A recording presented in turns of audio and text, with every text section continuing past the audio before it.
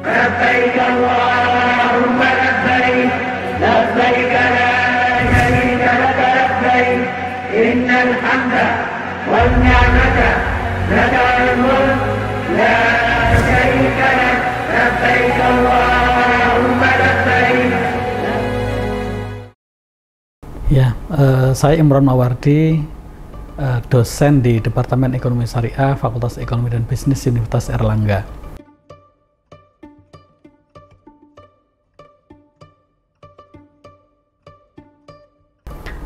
Ya, apa yang harus dipersiapkan gitu untuk misalnya menjadi pertimbangan ya di dalam menabung haji. Pertama saya kira yang paling penting ya adalah kita tahu dulu ya berapa sih sebenarnya antrian pada saat ini, itu yang pertama. Kalau misalnya di Jawa Timur ya, kalau saat ini rata-rata itu daftar antrian itu sudah 32 tahun ya. Artinya kalau mendaftar sekarang itu kira-kira itu baru akan berhaji itu 33 tahun kemudian ya dari sekarang kan gitu. Nah tentunya itu juga dikaitkan nanti dengan usia kan gitu. Jadi sekarang usia berapa gitu. Kalau sekarang misalnya usianya sudah 50 ya, tapi ya kita tidak perlu pesimistis karena pemerintah punya kebijakan bahwa nanti itu untuk orang-orang tua itu akan didahulukan pada saatnya kan begitu. Nah, bagaimana dengan persiapan tabung haji? Kita harus menghitung ya ke depan ini trennya itu kira-kira BPIH ya. Jadi BPIH itu adalah biaya yang yang harus ditanggung oleh jemaah untuk pergi haji. Kalau saat ini kan kemarin sekitar 56 juta ya dari BPIH. Kalau BPIH itu adalah biaya penyelenggaraan ibadah haji, dihitung itu totalnya sekitar 96 juta. Yang harus dibayar oleh calon jemaah itu adalah sekitar 60%, yaitu 56 juta. Nah, 56 juta ini tentunya juga berat kan bagi para jemaah karena pada saat mendaftar itu adalah harus membayar 25 juta. Sehingga kalau sekarang itu berangkat haji dengan 56 ya artinya harus menambah lagi sebesar berapa itu 31 juta kan begitu ya. Ini yang harus dibayar. Nah, karena menabung haji ini kan sebenarnya pertama-tama kan untuk mendaftar dulu. Ya, di mana saat ini pendaftaran masih kecil ya, 25 juta. Nah, berarti harus direncanakan dulu kapan uang 25 juta itu bisa dikumpulkan gitu. Nah, karena itu harus punya target misalnya bahwa saya harus mendaftar haji misalnya 3 tahun yang akan datang ya. Berarti saya harus menyimpan berapa ya untuk bisa menghasilkan 25 juta 3 tahun yang akan datang gitu. Nah, ini cara bagaimana kita memulai menabung haji. Baru kemudian nanti kita memiliki satu perencanaan ya di dalam konsumsi kita. Karena kan kita belum tahu nih sebenarnya berapa sih pendapatan kita. Maka di sini kita harus berpikir bahwa karena kita sudah punya target, misalnya saya setiap bulan harus menyimpan misalnya untuk menabung itu misalnya adalah misalnya 800.000. Nah, berarti kita harus bisa menganggarkan untuk konsumsi ini saya batasi gitu. Kalau misalnya pendapatan saya 5 juta ya, karena saya harus menyisihkan 800.000 plus untuk mungkin keperluan-keperluan yang emergency misalnya, kita harus menganggarkan sepertiga misalnya ya, sepertiga. Lalu sisanya itulah yang kemudian kita konsumsi gitu. Jadi harus kita atur. Biasanya kan orang mesti begini, berapa sih yang bisa kita simpan dari pendapatan kita? Itu kan umumnya adalah pendapatan kita, ya, kemudian kita gunakan untuk konsumsi, baru kemudian sisanya kita tabung. Kalau seperti ini pasti kita nggak akan bisa nabung. Maka harus kita tentukan tabungan kita berapa. Berarti pendapatan kita berapa? Misalnya 5 juta. Saya harus misalnya menyimpan misalnya 1.500.000. Nah, maka saya membatasi bahwa konsumsi saya maksimal adalah 3.500.000 gitu. Kalau dengan cara itu pasti nanti kita bisa menabung ya secara rutin dan kita bisa mencapai target kapan kemudian kita akan mendaftar haji gitu.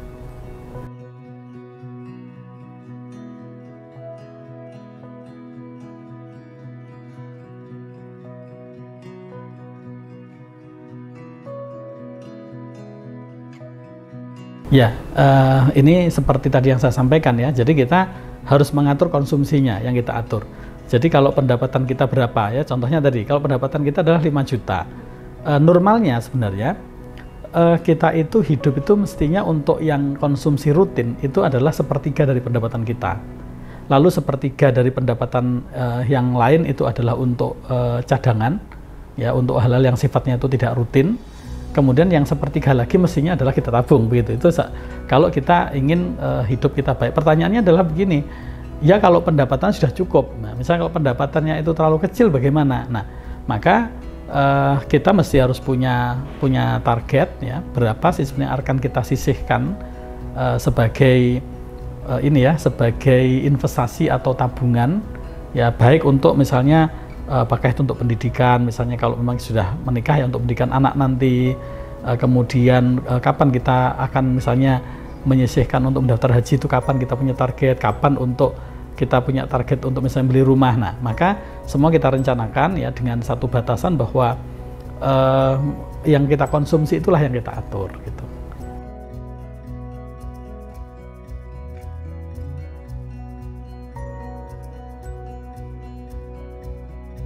Sebenarnya bank-bank syariah itu punya produk ya. Jadi Bank Syariah Indonesia itu juga punya produk tabung haji, kemudian BTN Syariah juga punya, dan saya kira bank-bank syariah itu punya produk tabung haji. Kalau dulu Bank Syariah itu kan selain punya produk tabung haji kan punya produk pembiayaan haji yang sifatnya itu adalah bagaimana memberikan pembiayaan kepada nasabah untuk bisa mendaftar haji, yaitu dengan diberikan qard ya 25 juta atau waktu itu menggunakan jualah, ya, konsepnya jualah itu semacam sayembara. Jadi bank syariah menyediakan gitu ya, mengusahakan nasabah untuk bisa mendapatkan porsi haji, dan atas itu maka bank syariah kan otomatis menyiapkan 25 juta untuk mendaftar haji, lalu mengutip fee, ya, semacam fee begitu, sifatnya adalah jualah, ya, itu sebenarnya adalah hadiah konsepnya itu sekian gitu. Tapi oleh saat ini tidak diperbolehkan karena itu menjadikan ada gelembung yang sangat besar ya pendaftar haji, karena ada fasilitas pembiayaan haji. Sementara kan sebenarnya haji itu kan diperuntukkan bagi mereka yang mampu atau istitoah kan gitu ya, mampu. Nah, karena ini sudah tidak ada, maka berarti saat ini yang ada kan menabung haji. Ya, jadi ini beberapa bank syariah punya produk itu. Nah, yang harus kita pikirkan adalah tentu untuk punya tabungan mencapai 25 juta kan kita baru bisa mendaftar haji. Nah, karena ini kalau masih muda, kalau saya sarankan kalau misalnya masih muda ya silahkan bagaimana bisa mendapatkan, bisa melakukan tabung haji dengan kita menyimpan berapa per bulan sehingga nanti mendapatkan 26 juta baru kita daftar haji. Tapi bagi yang sudah berusia gitu ya, bagi berusia gimana caranya kita bisa mendapatkan pembiayaan ya, meskipun tadi itu misalnya tidak melalui bank syariah tadi ya, yang tentunya adalah dengan akad-akad yang dibolehkan untuk mendapatkan uang 25 juta, atau kita menyisihkan gitu ya dari uang kita yang 25 juta untuk kita gunakan untuk daftar haji. Karena apa? Karena kita mundur 1 tahun itu kalau kita lihat rata-rata itu sudah bisa mundur 2 atau 3 tahun nanti berangkat hajinya. Sehingga kalau kita menunda pemberangkatan haji kita, pendaftaran haji kita, berarti kita akan menunda. Sementara menurut peraturan ketika usia 12 tahun sudah boleh mendaftar haji gitu. Sehingga bagi yang mampu ya, bagaimana meskipun itu tadi ya dimulai menabung itu sejak dari sekolah misalnya ya, supaya nanti bisa memiliki uang 25 juta kemudian bisa mendaftar haji gitu.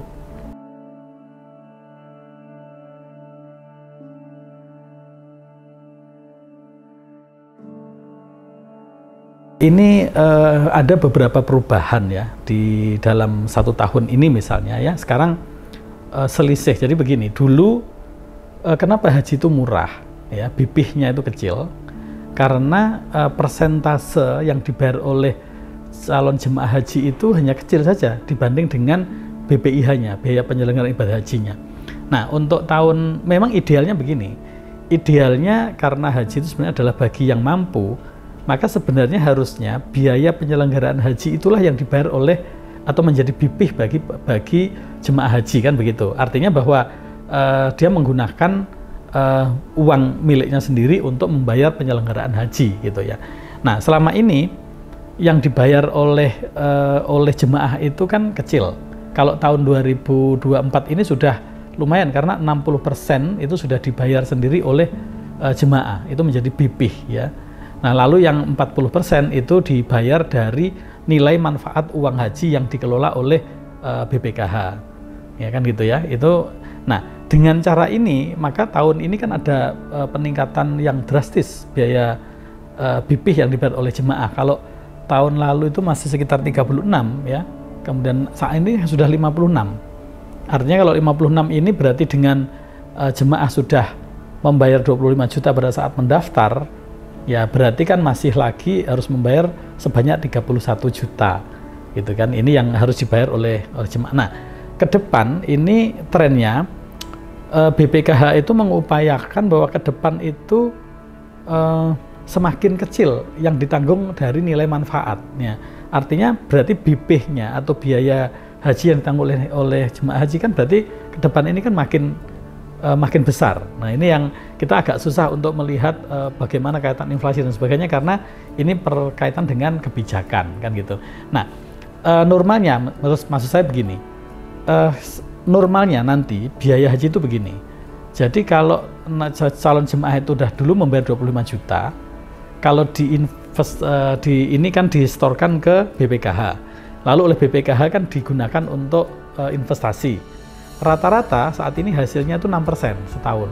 Nah, artinya uang 25 juta itu setiap tahun uang kita yang sudah daftar haji berarti kan mendapatkan keuntungan 6% kan itu. Nah, kalau misalnya masa tunggu itu 30 tahun, anggaplah begitu, berarti kan kira-kira dapat 6% kali 30 ya, sekitar 180%. Berarti kalau dulu adalah 25 juta, berarti pendapatan dari investasi uang kita itu kan sudah mencapai 80% dari 25 juta. 180% dari 25 juta. Berarti kan hampir 50 juta kan. Ditambah uang kita 25, berarti kira-kira 75 juta kan gitu. Itu uang yang sebenarnya hak kita sendiri. Maka kalau saat ini BPIH biaya penyelenggaraan haji per jamaah itu 96 juta, maka sebenarnya jamaah tinggal membayar kira-kira kan yaitu selisihnya tadi kan itu. Itu kalau yang yang digunakan oleh jemaah itu adalah dari nilai manfaat uang yang miliknya sendiri kan gitu. Ini ke depan harusnya seperti itu. Nanti nah, karena itu saya memprediksi ke depan biaya haji itu akan lebih mahal terus dari yang sekarang karena persentase yang ditanggung oleh uang nilai manfaat itu akan semakin kecil. Nah, karena itu menurut saya ke depan ini harusnya BPKH ya mungkin dengan persetujuan DPR harusnya menaikkan biaya pendaftaran, bukan lagi 25 juta. Supaya apa? Supaya nilai manfaatnya itu lebih banyak sehingga yang dibayarkan di akhir itu menjadi lebih kecil. Itu ke depan. Nah, karena biaya ini makin tinggi menurut saya, kalau memang punya uang ya, jadi selain tadi mendaftar, maka saya kira calon jemaah itu perlu untuk untuk memiliki tabungan ya atau investasi ya untuk menutup kekurangannya nanti kan begitu. Nah, misalnya ini dengan cara misalnya investasi pada yang nilainya itu adalah relatif stabil, misalnya dalam bentuk emas misalnya. Karena emas itu meskipun juga naik turun, tapi secara jangka panjang itu selalu naik kan. Saat ini kan sekitar $2.200 per troy ounce ya, padahal tahun 2004 itu baru 250 ya, sekarang udah 10 kali lipat. Nah, sehingga memiliki investasi yang stabil ya, nilainya stabil nanti akan membantu untuk bisa melunasi biaya untuk ibadah haji gitu.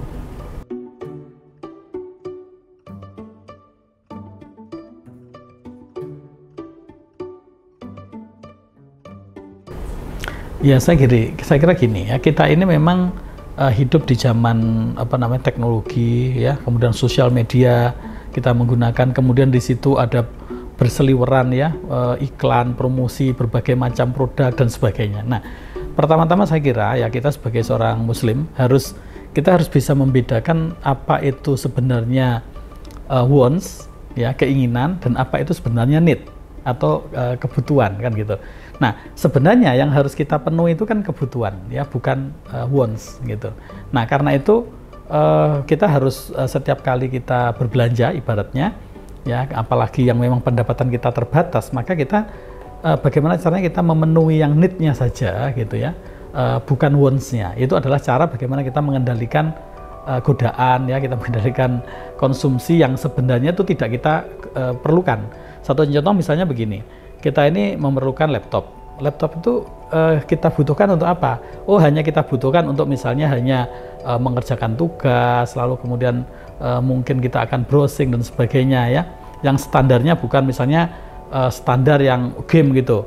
Ya, kita nggak perlu beli laptop itu yang standar game yang harganya 40 juta atau 30 juta. Mungkin cukup dengan standar yang memang akan kita butuhkan, kan begitu. Itu cara kita bagaimana kita menghindari godaan untuk berbelanja hal-hal yang sebenarnya itu tidak kita perlukan, kan gitu ya. Nah, kemudian yang kedua itu tadi, bahwa kita memiliki target, ya, kita memiliki target, ya, kita punya goal, ya, misalnya, oh, saya akan mendaftar haji tahun sekian, maka saya setiap bulan harus bisa menabung menyisihkan sekian. Kemudian saya punya target misalnya, oh, nanti saya akan beli rumah misalnya sekian tahun yang akan datang, maka saya menyimpan sekian. Nah, dengan kita memiliki target itu tadi, kemudian itulah yang akan kita utamakan. Nah, maka kemudian yang kita atur adalah konsumsinya, gitu ya. Pendapatan kita berapa, kemudian yang kita sisihkan untuk investasi, untuk tabungan, untuk jaga-jaga berapa, maka itulah yang akan kita konsumsi. Jadi kita batasi. Dengan begitu kita akan terhindar dari godaan-godaan, karena ya memang spend kita adalah sekian. Nah, gitu. Itu adalah cara bagaimana kita menghindari godaan-godaan untuk mengkonsumsi hal-hal yang sebenarnya itu tidak kita butuhkan, gitu.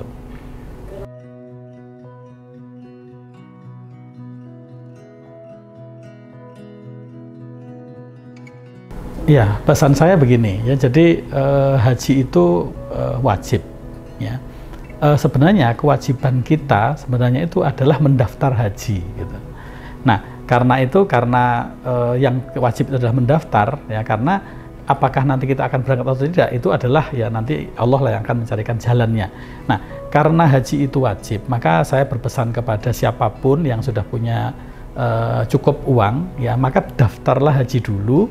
Baru kemudian setelah mendaftar haji, baru kita menyiapkan atau misalnya menggunakan uang kita itu untuk kebutuhan yang bukan wajib. Misalnya sekarang kan banyak yang orang umroh dulu, kayaknya saya haji itu masih lama, sekarang saya umroh dulu. Itu sebenarnya cara yang juga kurang tepat, ya.